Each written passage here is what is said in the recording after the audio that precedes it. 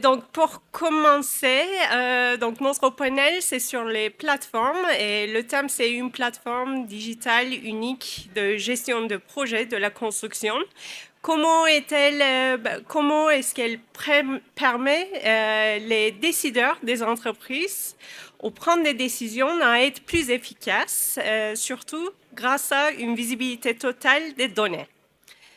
Donc, j'ai le plaisir de vous présenter Annalisa et Julien. Mais peut-être pour commencer, Procore, pour ceux qui ne le connaissent pas, c'est une plateforme de gestion de projets de la construction tout en un. Et on est une entreprise américaine. On est en Europe depuis un peu plus de 4 ans. Et on donne notre plateforme aux entreprises générales, aux maîtres d'ouvrage, avec des données illimitées et aussi avec un service illimité. Donc, on va faire un tour de table, s'il vous plaît. Annalisa, peut-être. Annalisa de Maestre, je dirige l'environnement numérique de production chez Bouygues Immobilier, donc promoteur immobilier. Et donc, je traite de sujets de transformation d'entreprises, mais également de nos partenaires autour du numérique, de la conception au service après-vente de nos logements. Et puis Julien Fersing, fondateur donc de Realty Group, basé ici à Genève.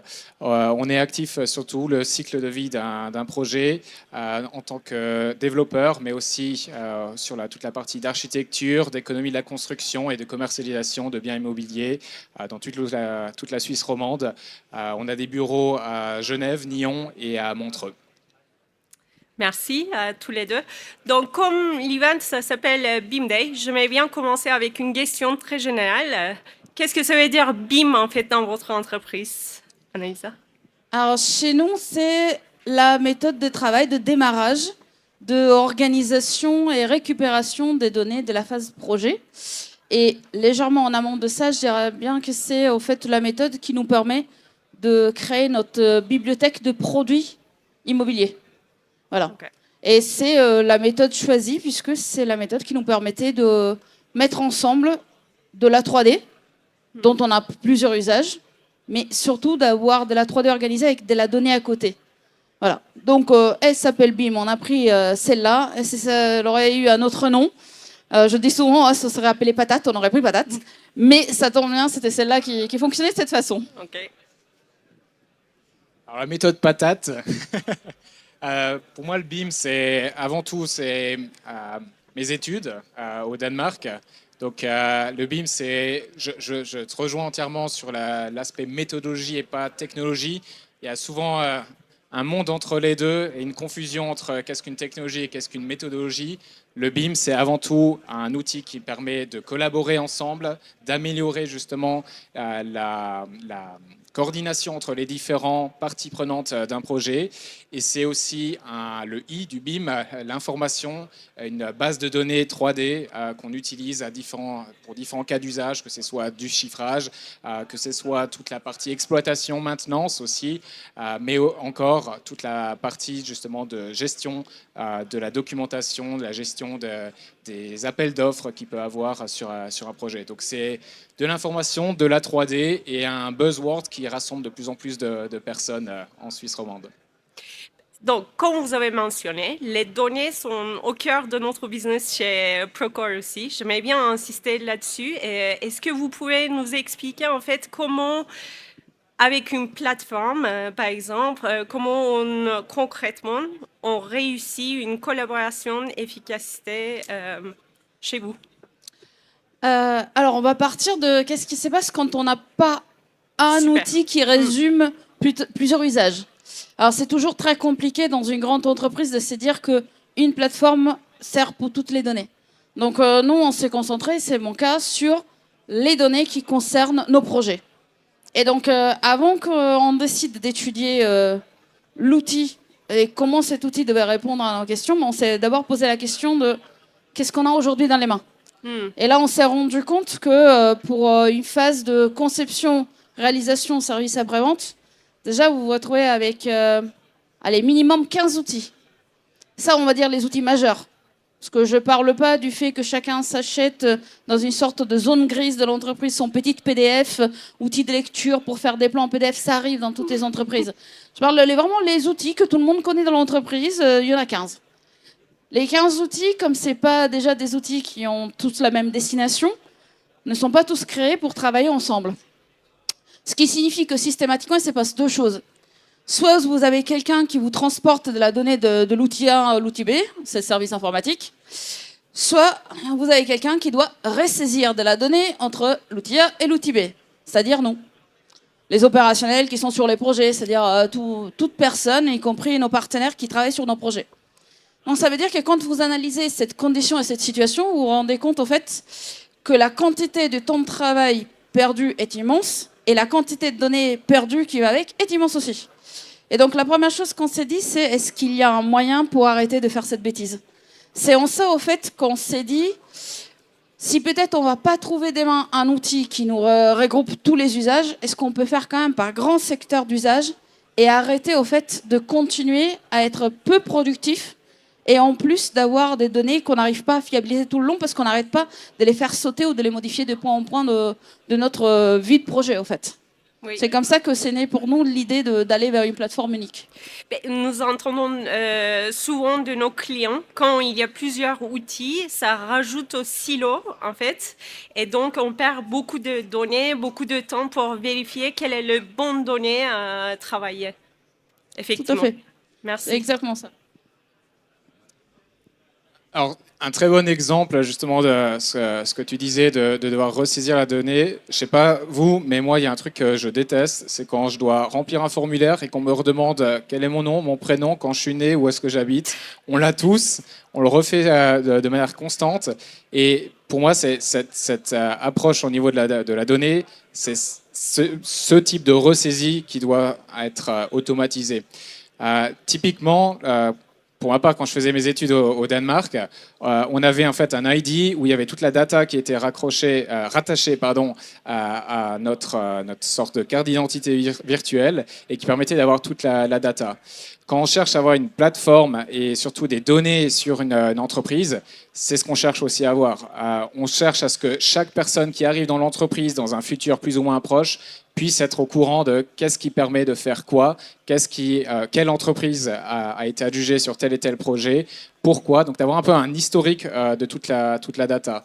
Et le choix d'une plateforme se base avant tout sur comment je peux trouver les bons interlocuteurs pour m'accompagner justement dans cette transition et de mettre en place et déployer une plateforme en interne.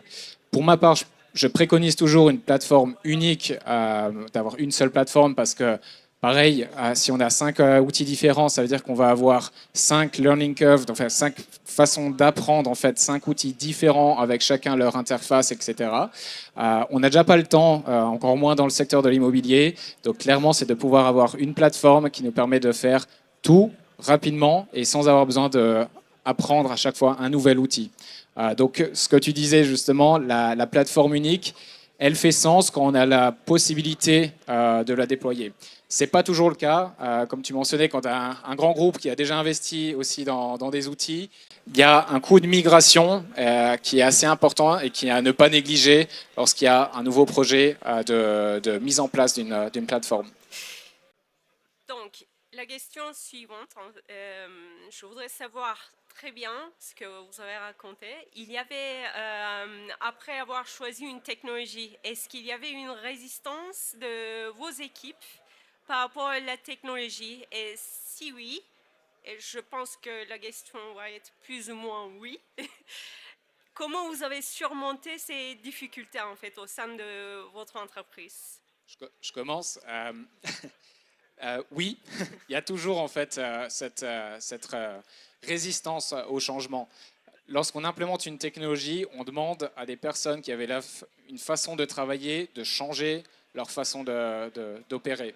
C'est chaque outil que vous allez déployer, c'est à chaque fois du temps nécessaire d'adaptation. De notre côté, ce qu'on a cherché à faire, c'est de toujours avoir, en fait, chercher à avoir un champion en interne, une personne qui a vraiment envie d'implémenter l'outil et avec qui on va pouvoir avoir un accompagnement. Ce qu'on cherche réellement, c'est de faire gagner du temps en fait aux différentes personnes. Donc, vous cherchez un outil, vous regardez d'abord qu'est-ce que ça me fait gagner en termes de temps. Où est-ce que je gagne en fait 1 heure, 2 heures, 3 heures en fait à la fin d'un panel, enfin d'une séance par exemple, et de dire est-ce que si j'implémente cet outil, ça me fait gagner 1 heure, 2 heures peut-être en plus. Ces éléments-là, c'est comme ça que vous allez pouvoir transformer en fait les équipes en interne. Tout le monde est content de rentrer à 16 heures le vendredi soir que d'avoir à saisir un rapport. C'est ces petits éléments-là qui vont permettre de transformer en fait les premières personnes qui adaptent la plateforme en ambassadeurs. Et après, vous avez l'effet de boule de neige. Tiens, j'ai utilisé telle plateforme, ça m'a fait gagner du temps. Pourquoi tu t'y mets pas, par exemple, est-ce que ça pourrait t'aider? Donc, centrer l'approche sur l'humain, parce que dans toute transformation technologie, l'équation elle est assez simple. C'est 70-80% d'humain et 30% de technologie. Merci. J'aime beaucoup l'exemple de provoquer l'effet boule de neige. Pour une fois que faire une avalanche, c'est un truc positif. Voilà, mais c'est exactement ça. En fait, il faut trouver l'élément déclencheur parce qu'il n'y a personne que je connaisse qui aime quand un jour on arrive, on lui dit demain matin, on va changer ta méthode de travail, donc pendant X temps, tu vas être moins performant. Ça n'existe pas, personne n'aime ça. Donc il faut qu'on arrive à trouver l'élément déclencheur qui va dire finalement l'effort que je vais y mettre quelques temps pour apprendre ces nouveaux outils, il en vaut la peine. C'est juste cette étape qui est le plus souvent il faut dépasser.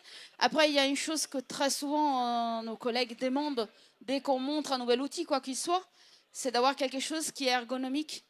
Et ça, c'est extrêmement important parce que quelqu'un dans mon secteur, par exemple, vous avez face à vous tout autant des commerciaux qui n'y connaissent rien à l'ingénierie. Vous avez également des ingénieurs pour construire du bâtiment. Vous avez des ingénieurs informatiques. J'ai un peu toutes les populations dans une promotion immobilière. Ça veut dire que je n'ai pas que des personnes qui sont à l'aise avec le numérique. Et si la première barrière est l'ergonomie, ils ne passeront pas à la deuxième. Et donc l'outil, très souvent, c'est la première chose qu'on nous pose. C'est OK, je peux y aller, je te fais confiance si tu me dis qu'il est performant parce que tu l'as étudié, mais est-ce que je vais pouvoir y accéder simplement? Ça, c'est une vraie peur et il faut en fait qu'on arrive à trouver la bonne combinaison entre l'ergonomie et ce petit plus qui déclenche l'envie. Et bien après, l'adoption se fait. Il y a une chose par contre qui est très importante, c'est que plus l'outil couvre un nombre important de métiers, plus il est fondamental pour moi de se faire accompagner par des équipes qui soient spécialisées dans le changement.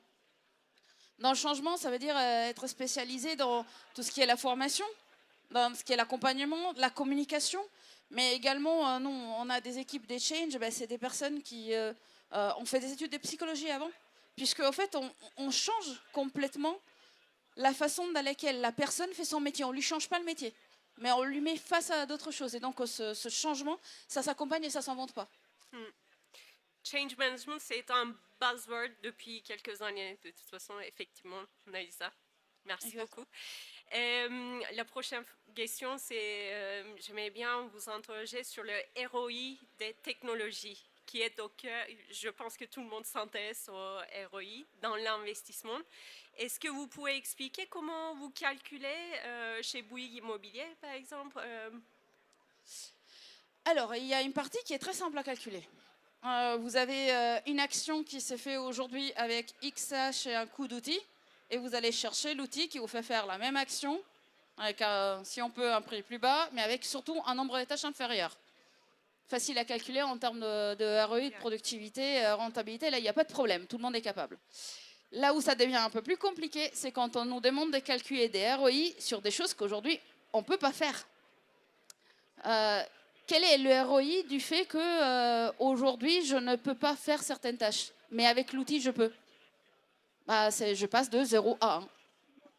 C'est compliqué au fait de montrer que j'ai des possibilités que je n'avais pas avant et que ces possibilités ne viennent pas substituer quelque chose que je faisais avant, mais qui vient m'aider à faire quelque chose que je ne faisais plus ou mal. Ça, c'est très complexe à calculer comme ROI. Donc il y a encore une fois une notion de changement, de faire comprendre en fait comment l'outil numérique se place pour nous aider à faire une tâche. Je pense très souvent à des tâches analyse ou comparaison de données qui nous sont demandées à un certain moment et qui sont obligatoires. Les nombres de fois dans lesquelles j'ai pu constater qu'on les fait soit partiellement, soit à la marge, c'est assez important. Et pourquoi on le fait comme ça? Parce que l'outil ne nous aide pas ou ce n'est pas le bon outil. Et donc, si maintenant une plateforme m'aide à le faire, pas partiellement, mais intégralement, mon ROI est de 0 à 1. Mais il faut que j'arrive à l'expliquer que je peux faire ce que je ne faisais pas avant. Ça, c'est la partie la plus complexe des ROI normalement à calculer. Je te rejoins aussi sur ce point. Le premier ROI le plus simple, c'est ce que je disais tout à l'heure, combien de temps je gagne à la fin de la semaine sur ces tâches, combien de temps en fait j'ai une tâche qui était répétitive et que je n'ai plus besoin de la faire parce qu'elle a été automatisée ou parce qu'elle a été assistée grâce à une plateforme. Ça, c'est le calcul simple. En général, on économise du temps, donc tout le monde est content et donc le ROI est positif. Ce qui est plus compliqué, c'est justement quand on intègre beaucoup plus de variables sur un projet. Je prends un projet immobilier, c'est 2 ans, 2 ans et demi, 3 ans de travaux. Le nombre de variables qui vont impacter en fait le chantier, la partie de la plateforme, est-ce que ça m'a fait gagner du temps ou pas, ou quel est le ROI, je voudrais bien rencontrer quelqu'un qui puisse trouver un algorithme pour évaluer ça. Il y a énormément d'impact. Il suffit de la température a changé, on doit décaler certains travaux spéciaux, etc. parce que les sols ont gelé. On peut avoir la plateforme du siècle, ça ne changera pas ce qu'il y a sur le terrain. Donc, il y a une notion en fait tout simplement de regarder qu'est-ce qu'il y a un ROI mais un peu fictif, de regarder juste la satisfaction en fait des équipes, des chefs de projet, des conducteurs de travaux, et leur demander est-ce que vous n'avez même pas besoin d'une métrique, vous les regardez juste est-ce que vous êtes sous l'eau ou pas. Et c'est là que vous allez pouvoir comprendre en fait est-ce qu'un outil permet d'alléger la charge de travail conséquente qu'ils ont ou pas. Et moi, je me baserais plutôt sur cette approche plutôt humaine, d'aller voir en fait justement les personnes et leur dire, OK, cette semaine, tu as perdu du temps sur quel élément? Qu'est-ce qui t'a fait passer 1 heure, 2 heures à faire des heures sup, à faire des rapports, etc., de ce que tu as évoqué? Où est-ce que tu as gagné du temps? Demander aussi, voilà, cette semaine, j'avais une liste de retouches à faire. Je suis allé sur le chantier, j'ai pu faire ça directement grâce à une plateforme, ça a envoyé le rapport. Ça m'a fait économiser 1 heure de rapport à faire le vendredi. C'est ces petites métriques en fait qu'on implémente. Aujourd'hui, je ne pense pas qu'il existe un ROI fixe qu'on peut se dire, voilà, j'investis tant, voilà ce que je vais gagner, parce qu'il y a beaucoup d'autres variables qui vont rentrer en compte dans l'équation. Julien, tu l'as appelé fictive, mais est-ce que ce n'est pas un ROI plutôt qualitatif du coup? Alors, on ne peut pas le chiffrer. Par contre, on peut le mesurer très facilement en regardant les personnes et souvent les cernes qu'il peut avoir ou non chez les chefs de projet. Ok. Finalement, je voudrais vous poser la question sur le choix des technologies. C'était quoi en fait les démarches que vous avez suivies pour le choix? Comment vous avez accédé en fait, procédé dans vos démarches? Alors la première chose, comme je disais au départ, c'est comprendre pourquoi on le fait. Et donc nous, on avait 2 facteurs déterminants. Le fait d'avoir en prévision de s'améliorer en productivité, parce qu'il y avait eu en interne un audit d'entreprise qui montrait sur quels éléments il fallait qu'on soit plus productif. Ça, c'était la première chose. Et la deuxième, c'était d'aller vers au fait, une digitalisation la plus complète possible pour nous, pour nos partenaires et jusqu'à nos clients. Donc une fois qu'on a dit ça, on a bien sûr, comme je disais tout à l'heure, analysé tous les outils qu'on avait, les cas d'usage que ces outils couvraient. Et puis on a regardé les cas d'usage que ces outils ne couvrent pas, qu'on avait envie qu'ils couvrent. Et une fois qu'on a fait ça, on a pu lancer nos enquêtes. Et à partir de là, c'est comme ça, au fait, qu'on écrème tout au long de notre recherche les plateformes pour savoir à quoi elles correspondent, si elles correspondent ou pas à notre cas d'usage. Mais une fois qu'on a fait ça, on n'était pas content, puisqu'on y a mis au-dessus, au fait, 2 nouvelles notions. Parce qu'en même temps de notre recherche, on a aussi évolué nous-mêmes en comprenant mieux pourquoi en fait, on avait initié tout ça. Et les 2 sujets qui sont venus faire chapeau à simplement avoir des cas d'usage, j'y réponds ou pas, c'est le fait de dire, première chose, je veux une continuité de la donnée, une continuité numérique. Je vais arrêter de sauter d'outil en outil, je vais arrêter de ressaisir. Donc ça, c'était fondamental. Donc avoir des outils qui couvrent en continuum la plus grosse partie de cas d'usage. Et la deuxième chose qui est devenue de plus en plus importante pour nous, c'est que cette plateforme réponde à nos expectatives en termes d'industrialisation digitalisée. En fait, nous, on a des process industriels pour concevoir nos produits immobiliers. Et il faut que cette plateforme nous aide à soutenir ces process. Donc, si ça ne répond pas aujourd'hui à ces deux conditions, c'est des outils qu'on ne regarde pas. Et en vrai, chez nous, c'est valable pour l'outil qui nous permet de gérer toutes les données du projet, mais également pour d'autres outils plus spécifiques que même on fait développer puisqu'on ne les trouve pas sur marché. C'est tellement proche de notre propre volonté et trop spécifique pour qu'on les trouve à tuer sur le marché. Mais même cela, on va les faire développer avec la même logique. Voilà, c'est devenu vraiment un leitmotiv, c'est qu'elles soient industrielles et qu'elles soient digitalisées et en continuité numérique. Ça, c'est essentiel. Pour moi, il y a deux aspects principaux lorsqu'on regarde sur l'implémentation d'un outil. L'onboarding et l'exboarding, je ne sais même pas comment dire en anglais. Exporting, Exboarding. offboarding. Offboarding. L'onboarding et le offboarding. L'onboarding, pourquoi? Continuité, clairement, de vérifier à quel point c'est difficile ou pas d'implémenter une solution. Si vous devez faire X implémentation des API, des machins pour essayer de connecter une plateforme, c'est pas la bonne plateforme parce qu'elle n'est pas adaptée à votre workflow en fait avec ce que vous avez actuellement en place. Vous allez apporter beaucoup de data en fait sur une plateforme, donc il faut être sûr d'avoir une équipe qui vous accompagne, que ce soit du côté de la solution que vous adoptez, mais aussi en interne, des personnes qui vont avoir besoin de dédier du temps pour implémenter tous ces outils. La facilité de mettre en place une plateforme, en général, se transcrit avec un bon ROI aussi, donc surtout un bon en termes de ROI, en termes d'adoption, parce que derrière, ça veut dire que facilement, je vais pouvoir avoir des utilisateurs derrière. Avec le temps, il y a une autre métrique importante qui est rentrée en compte, c'est ce que j'appelle le offboarding. Dans la vie d'une société, on va mettre en place des solutions, mais on va aussi en enlever. Quitte de la data, de tout ce que vous avez mis sur ces plateformes-là, à quel point c'est simple ou non d'aller récupérer toute l'information que vous avez mis sur une plateforme. Si c'est compliqué d'aller la récupérer, c'est-à-dire que vous êtes bloqué. On parle de silos de data. Si vous ne pouvez pas aller rechercher tout ce que vous avez implémenté sur cette plateforme en termes de data et la récupérer dans un format ouvert, PDF, CSV, etc., ça veut dire que votre data va être bloquée sur ce silo et que vous allez devoir la ressaisir sur la prochaine plateforme que vous allez avoir. Donc cette notion de offboarding, pour moi, elle est de plus en plus importante parce que quand je regarde une solution, je regarde aussi à quel point je peux récupérer les données qui sont implémentées parce qu'aujourd'hui, l'or d'une société, c'est clairement la donnée que vous allez mettre sur ces plateformes et à quel point vous pouvez l'exploiter sur une plateforme tierce en sortant, mais aussi sur les différents outils de reporting que vous pouvez avoir en interne. Super, merci beaucoup. Est-ce que vous avez un dernier mot, un conseil à notre audience sur la numérisation? J'y vais pour le dernier mot. Une chose très importante, je disais, c'est de faire fructifier l'or qu'on a, la donnée. Il y a une autre raison pour laquelle c'est important. On en parle beaucoup aujourd'hui dans la recherche des productivités, dans la recherche de positionnement du marché. C'est le fait de désintermédier les choses ou d'être désintermédié sur un process.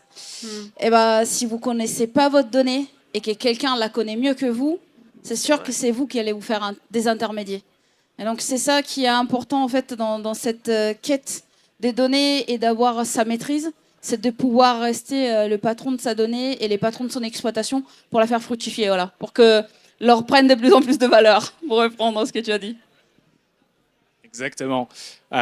Pour ma part, j'aurais peut-être un dernier mot, mais qui est plutôt sur une orientation un peu humaine.